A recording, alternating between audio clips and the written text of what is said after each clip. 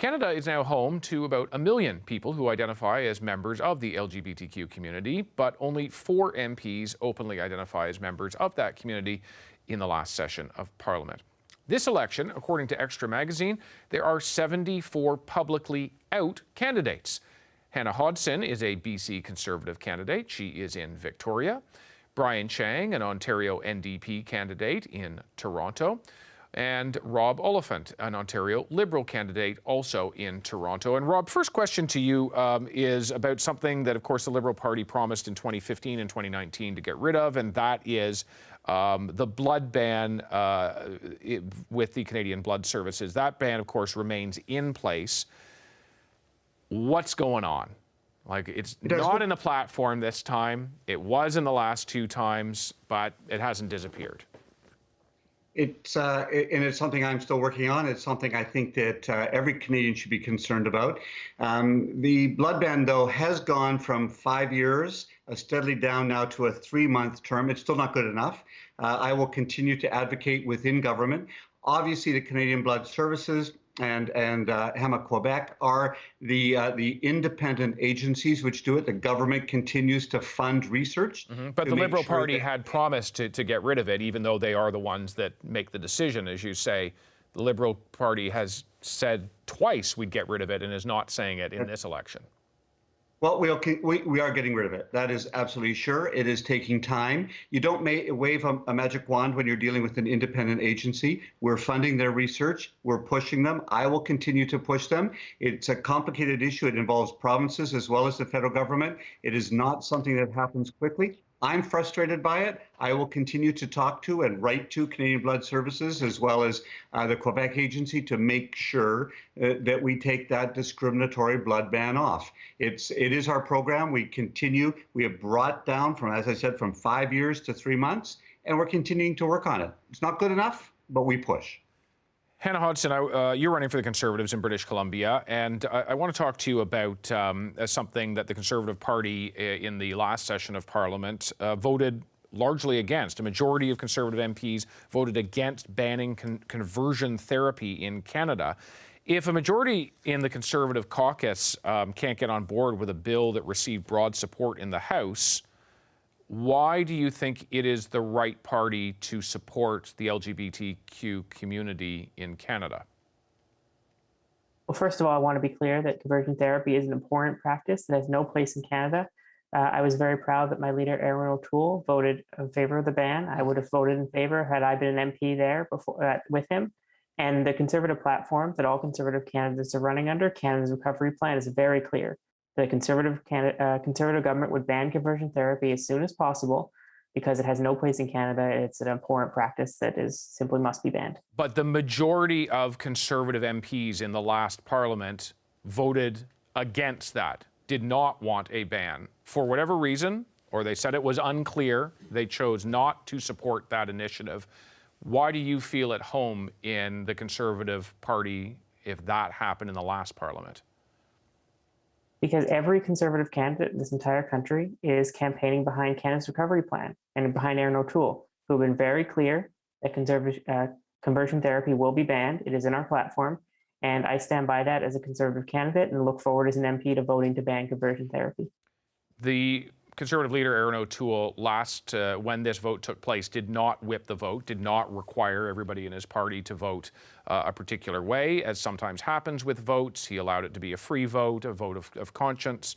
Do you believe that the next vote, if there is a Conservative government, should be one that is whipped, in which everybody is expected to vote a certain way? I believe that, after the election, a Conservative government will put forward a bill to ban conversion therapy. And I'm confident that will pass. I will be there to vote with it, there to vote for it, and make sure that we ban conversion therapy in this country. Brian, you're running for the NDP in Ontario, and I think we can just take a look at where the polls are right now and say that the most likely scenario is we're either going to have a Conservative government or a Liberal government, and quite likely a minority government at this point in time. Don't know which party it's going to be. If it is one of those two parties, it's quite likely that the NDP will have to choose, either formally or otherwise, whether to support certain aspects of that new government's plans. And it would have some ability to make demands of its own. What are the issues that are of importance to the LGBTQ community that the NDP would put forward both to the Conservatives and to the Liberals if one of those two parties ended up forming government? I represent Toronto Centre, which has the largest queer community in the country, and where our gay village is. I want to speak really quickly to the blood ban, which I think is really important. We're talking about basic human rights here. The fact that in 2021 we still don't have access, and I don't have the ability to give blood products and donate from my body because I have sex with men, that's problematic. And when we're talking about the conversion practices, we have to remember that in many parts, the problem is right now, at this moment, at this time, right across the country, this is a legal practice, which means we can subject these kids to this violence. We can subject adults to this violence. And in many places, it's not legal in Ontario because of the work that Cherry DeNovo did as an Ontario NDP MPP here. But in many parts of the country, it is. And these issues are us as queer people stepping up to say that we are still lacking fundamental human rights here in this country. And we have to advance that work. Absolutely. And if parties aren't willing to work with us, New Democrats will lead. Does that mean that conversion therapy would be the issue that you would raise to both a Liberal or Conservative government as a top priority? Conversion practices, absolutely. There are survivors that are out to us as leaders in the queer community to make sure that we're standing up for them and to make sure that this doesn't happen to anybody else in this country. Yeah, and of course I should be clear by including the word banning when we're talking about conversion therapy, because that is the issue that your leader and you have spoken about, banning the idea of conversion therapy. Rob, if I go back to you for a moment, what is the timeline for restoring the bill on conversion therapy? Because the previous Liberal government did get it through the House, but then an election was called, and so it has not moved through the Senate, has not become law.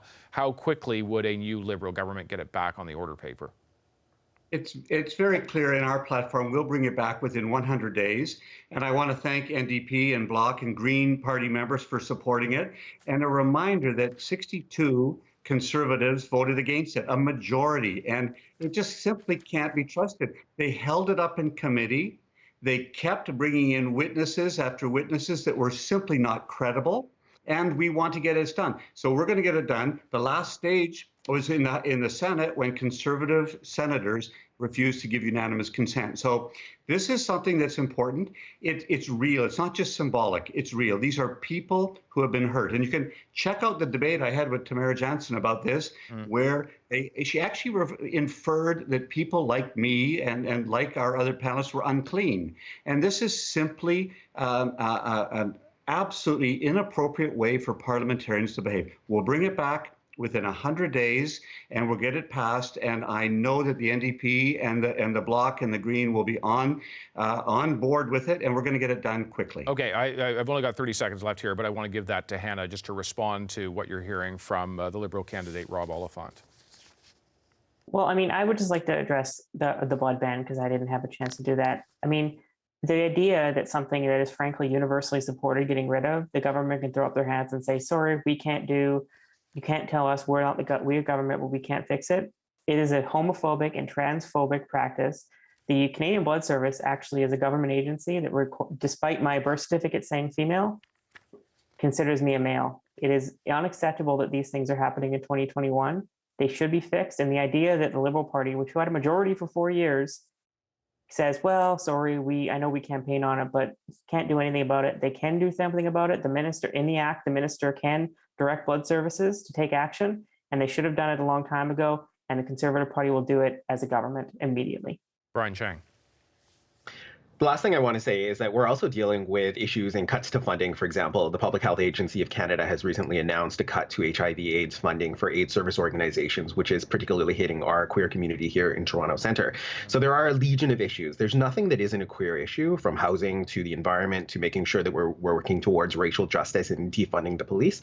And New Democrats are committed to doing that work. I don't think the track record of the other parties can really displays their commitment to queer, to us LGBTQ plus justice. Okay, we'll leave this discussion here. Very important for us, I think, to have talked about LGBTQ issues. But Brian, I take your point that there are many, many issues which, of course, touch the LGBTQ community. Appreciate all of you for your thoughts and your input here on this issue. Thanks a lot. Thank you. Thank you. Thank you. Thank you.